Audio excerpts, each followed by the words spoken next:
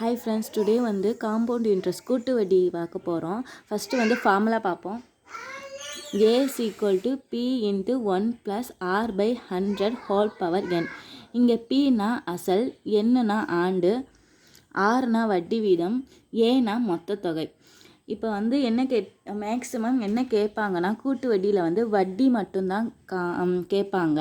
இப்போ வந்து நம்ம வந்து சிம்பிள் இன்ட்ரெஸ்ட்டில் வட்டி கேட்டால் என்ன பண்ணுவோம், பிஎன்ஆர் பை 100.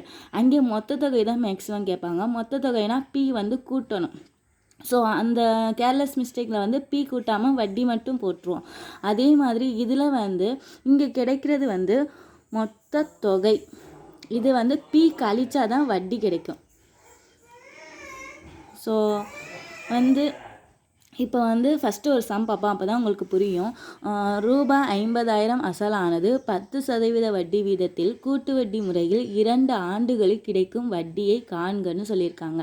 இப்போ வந்து இந்த சம் வந்து இந்த ஃபார்முலா போட்டு பண்ணால் கொஞ்சம் வந்து டைமும் இழுக்கும். அதே மாதிரி இங்கே வந்து 100 ஆர் வந்து 5னா 100 × 5 105 by 100. அப்புறம் வந்து இங்கே 3 ஆண்டுனாலாம் 3 வாட்டி போட்டு அடிக்கிறது கொஞ்சம் கேர்லெஸ் மிஸ்டேக்கும் வரும் பெருக்கிறதுல.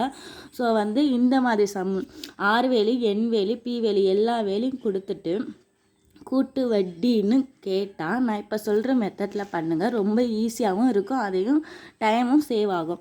இப்போ வந்து எண் வந்து 2 ஆண்டுகள்னு சொல்லியிருந்தா, 2 ஆண்டுகள் கொடுத்துருந்தா 2 1 இந்த நம்பர் வந்து கொஞ்சம் ஞாபகம் வச்சுக்கோங்க. அதே மாதிரி எண் வந்து 3 ஆண்டுகள் கொடுத்தா 3 3 1. எண் வந்து 4 ஆண்டுகள் கொடுத்தா 4 6 4 1. இப்போ இந்த சம்மில் என்ன கேட்டிருக்காங்கன்னா 2 ஆண்டுகள். ஸோ 2 1.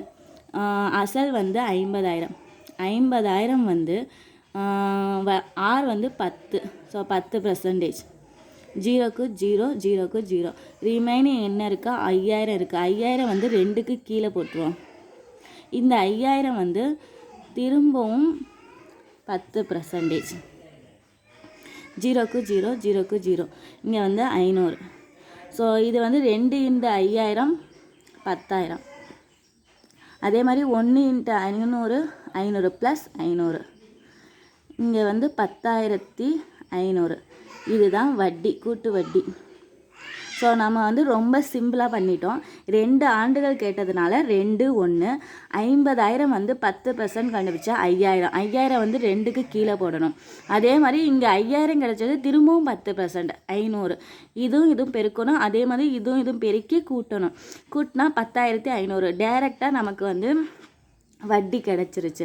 அதே இந்த ஃபார்முலாவில் போட்டால் பி வந்து 5000 அந்த மாதிரி பண்ணால் நமக்கு வந்து மொத்த தொகை கிடைக்கும். மொத்த தொகையிலேருந்து 50,000 கழிச்சா 10,500 கிடைக்கும். ஸோ இந்த வீடியோ பிடிச்சிருந்தால் லைக் பண்ணுங்கள், ஷேர் பண்ணுங்கள். தேங்க்யூ.